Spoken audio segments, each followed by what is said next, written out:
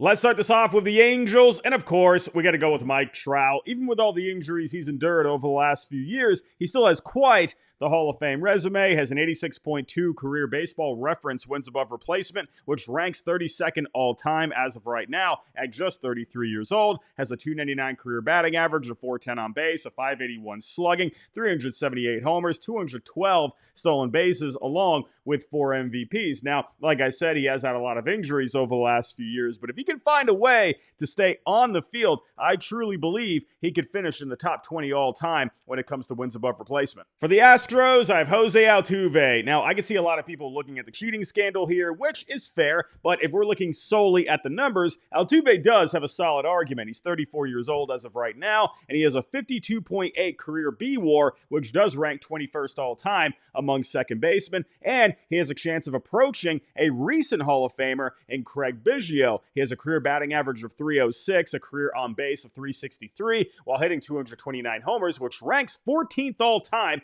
among second basemen. Like I said, the cheating scandal will definitely come into play here, so it's going to be interesting to see what the verdict is when that time comes. For the Athletics, since there's not really a clear-cut candidate, I'll go a little outside the box and go with Mason Miller. His possible entry into the Hall of Fame is obviously very far away, but he did get off to a great start this year with a fantastic rookie season, posting a 2.49 ERA, a 2.18 on the FIP over 65 innings, with over 14 strikeouts per 9 and 28 saves, which ranks 11th all-time for the most saves in a rookie season. Now, who knows how the rest of his career is going to go, but if he stays on this pace, I would imagine he'll be considered one of the best closers of all time when all is said and done. For the Blue Jays, I have Vladimir Guerrero Jr. Now, who knows if Vlad's going to be a Blue Jay at this time next year, but right now, I would say out of all the guys on the Blue Jays, he has the best shot to follow in his father's footsteps. Now, he is only just about to turn 26 years old, and he already has 160 career home runs with a career batting average of 288, an on-base of 363, a slugging of 500, and an OPS plus of 137. Now, since his rookie season back in 2019, he has a 162-game average of 32 homers per season.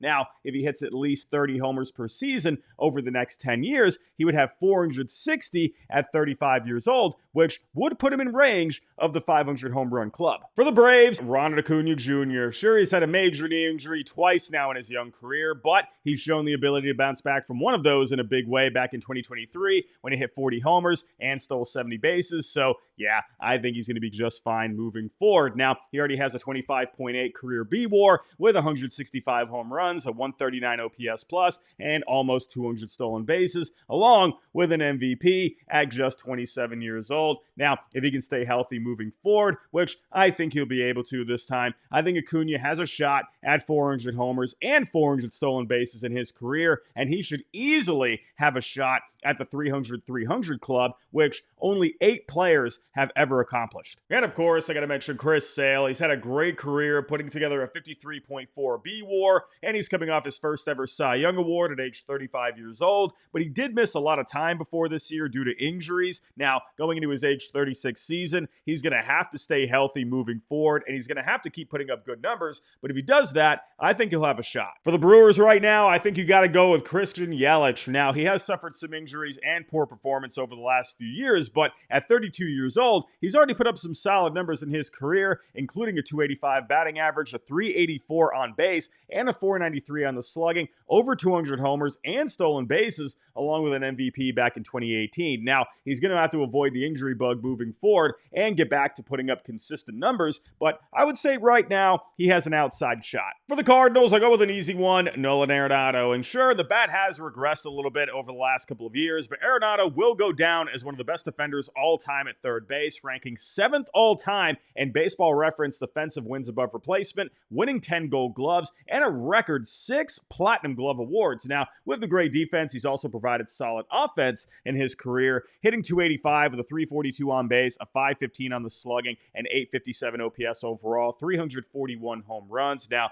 when it comes to his B-WAR all-time, he ranks 21st all-time with a 56.7, so he is going to have to pick up the pace a little bit here over the next few years if he wants a shot at the top 10. On to the Cardinals' division rival, the Chicago Cubs, and I'll go with Kyle Tucker. Now, Tucker has been one of the most underrated bats in the game for a bit now. So underrated to the point where I think people are now starting to recognize his game. Now, over the last 4 years, he's averaged right around a 5 wins above replacement on both Baseball Reference and Fangraphs, along with around 30 homers per season. Now, through 7 seasons so far, he's at 274 with an OPS of 870 and 125 home runs. I do think he'll need to keep up at least that 5 wins above replacement average, along with 30 homers per season, over the next 8 or so seasons to give him a good shot. For the Diamondbacks, I have Corbin Carroll. Now, it's obviously very early in his career, but so far he's averaged over 20 homers and 40 stolen bases per season. Now, if he keeps that up for the next 10 or 15 years, he's going to end up with some great numbers that'll surely help him out. On to the Dodgers, and I'm going to cheat a little bit here. I'm going to go with all 3 of Shohei Ohtani, Mookie Betts, and Freddie Freeman. Shohei Ohtani, I mean, what else is there to say? The modern-day Babe Ruth coming off a 50-50 season, and he's still only 30 years old with 225 career home runs and 145 stolen bases, while also posting a career 3.08 ERA and over 600 strikeouts in just under 500 innings pitched. For Mookie, he's still just 32 years old, and he already has a B-WAR of 69.6, which already ranks 13th all-time among right fielders, and now it looks like he's going to be moving back to the infield for the latter part of his career, so that should help out with the longevity. Now, when it comes to the numbers, he has a career batting average of 294,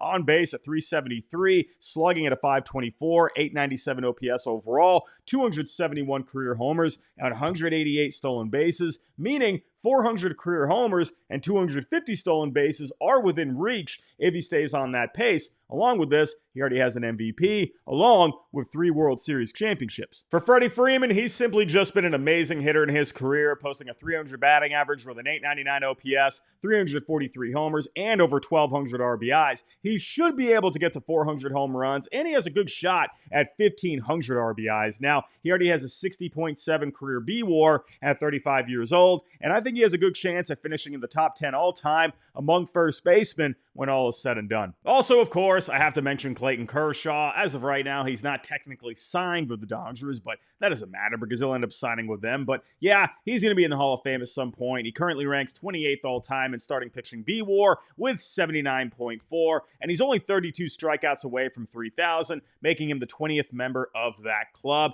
Now, the only pitchers ahead of him not in the Hall of Fame are Roger Clemens due to his alleged PED use, Curt Schilling due to many voters who disagreed with his off-the-field conduct, and Justin Verlander, who is obviously still active. Speaking of Justin Verlander, he's the easy pick for the Giants here, and I mean, what else is there to say? He ranks 10th all-time in strikeouts with 3,416, while posting a career ERA of 3.30 and winning 262 games. Now, if he pitches a couple more seasons and stays healthy, he may have a shot at finishing in the top 5 all-time in strikeouts. For the Guardians, you got to go with Jose Ramirez. As of right now, he ranks 26th all-time among third basemen in B-WAR with a 52.4 at only 32 years old. Now, while Arenado has been the far better defender, Ramirez has provided very good offense along with speed, hitting a career 279 with an on-base of 856, along with 255 career home runs and 243 stolen bases. In fact, he's one of only 4 third basemen ever to hit 200 home runs and steal 200 bases. Now, I do think he's going to need to finish his career strong to really cement a trip to Cooperstown. On to the Mariners, and I got to go with Julio Rodriguez, another young player here, but J-Rod is already off to a great start in his career, hitting 80 home runs and stealing 86 bases in his first 3 seasons, an average of 27 homers and 29 stolen bases per season. Now, if he averages that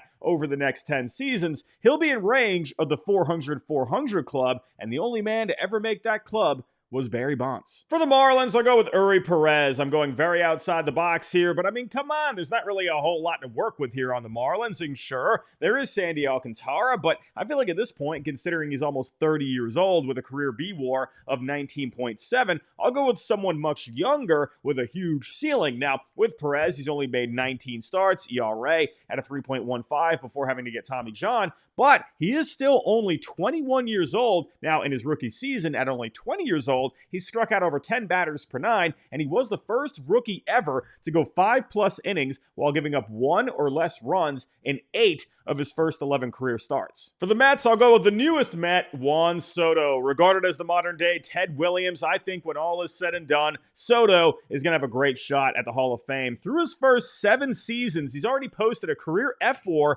of 36.3, which ranks 17th all-time among all players through their age 25 season. He already has 201 homers, which ranks 9th all-time among players through their age 25 season, and 8th all-time in offense. If he keeps up this pace, I think he'll easily be a Hall of Famer. Also, shout out to Francisco Lindor, who currently ranks 24th all-time among shortstops in B-WAR at 31 years old, with only 4 of the 23 shortstops ahead of him not in the Hall of Fame. On to the Nationals, and I'll go with another young player, James Wood. With Wood, not much sample size, but I love the combination of power and speed that he has. With the power, he's gotten comparisons to Adam Dunn in the past, as he was on pace for 20 home runs in his rookie season at 21 years old, while stealing 24 bases combined in both the minors and the major leagues. Now, once that power develops a bit more, which it very well could, considering the guy is 6'7", he's absolutely massive, while still keeping up the speed, I don't think it's completely out of the question if he's around 200 to 250 home runs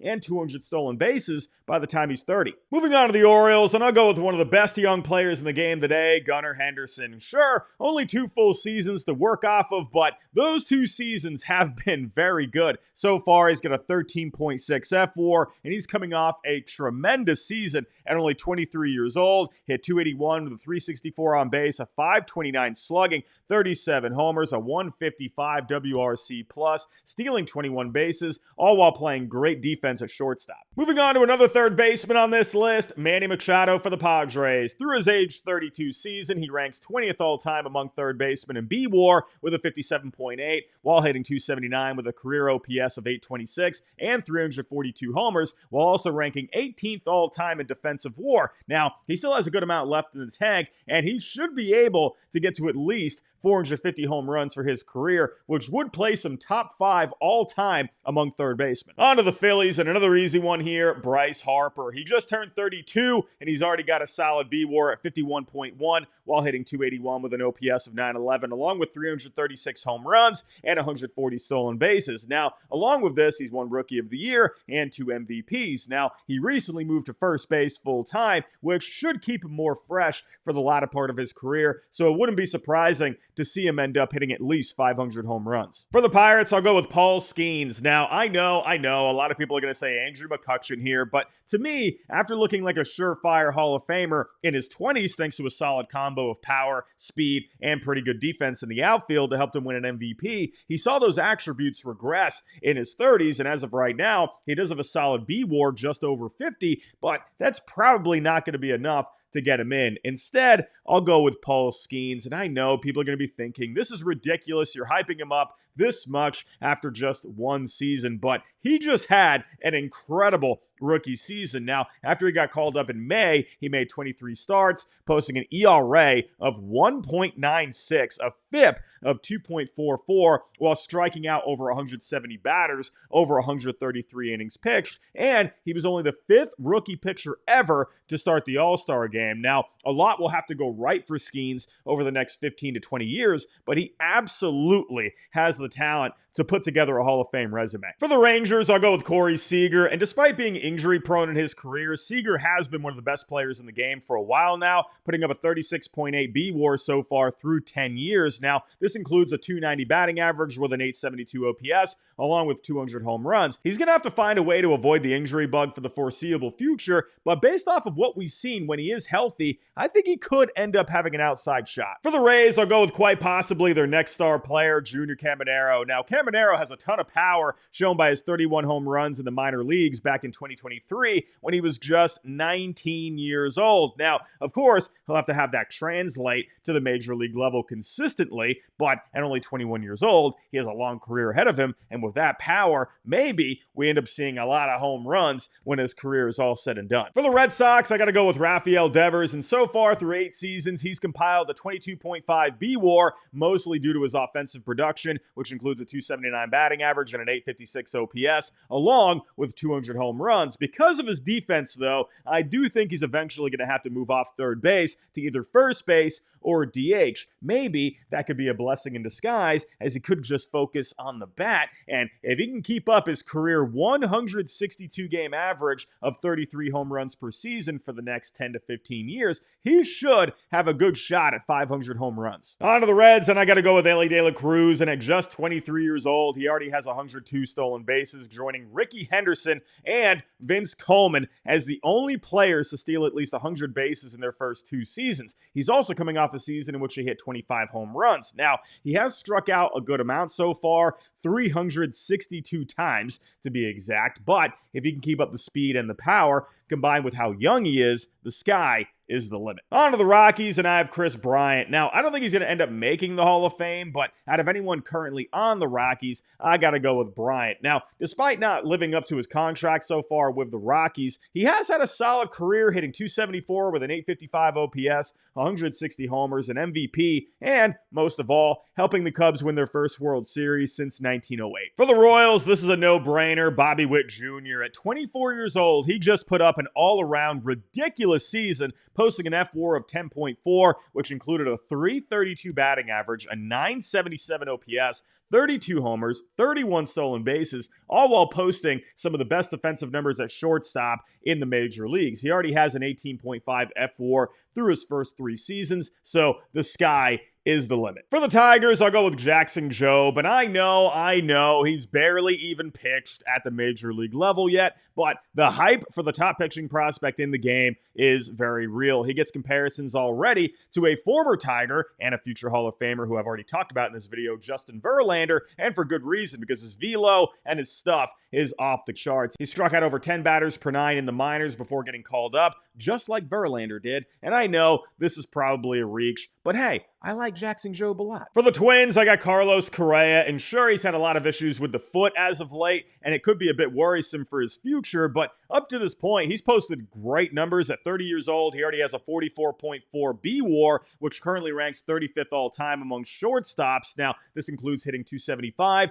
with an 826 OPS and 187 home runs, all while playing great defense. Now, he does have to put together some more good seasons to get into better position, and he also has to stay healthy, but with the risk of injury, along with the Astros cheating scandal before, it might be too big of a hill to climb. But out of anyone on the Twins right now, I'll go with Correa. For the White Sox, I'll go with Luis Robert, and I mean, I got to go with someone here, but out of anyone who has the talent to make a run at it, it is Robert. Now, he does have the power, speed, and defense to possibly put together a pretty solid resume by the end of his career, but unfortunately, he has trouble staying on the field, and to be honest, he's probably not even going to be on the White Sox after this year's trade deadline. And last but not least, for the Yankees, I got Aaron Judge. Now, with Judge, I think it's fair to worry about the injury risk with him moving forward as he gets more into his 30s, but if this man can simply stay on the field, he will definitely have a shot. So far, he has a 52.2 career B-WAR with 315 home runs, a batting average of 288, and an on-base of 406 with a slugging of 604. Those are incredible numbers, and he should easily have a shot at 500 homers if he keeps doing what he's doing over the last few years. But everyone, those are my thoughts. Those are my picks. Tell me your thoughts down below. Tell me your picks on who you think right now is going to make the Hall of Fame, or at least has the best shot at making the Hall of Fame. But everyone, that's all I got for right now. If you can on the way out, hit that like button for me. Subscribe if you're new. We're trying to get to 50K by opening day. But that's all I got for right now. I'll talk to you next time.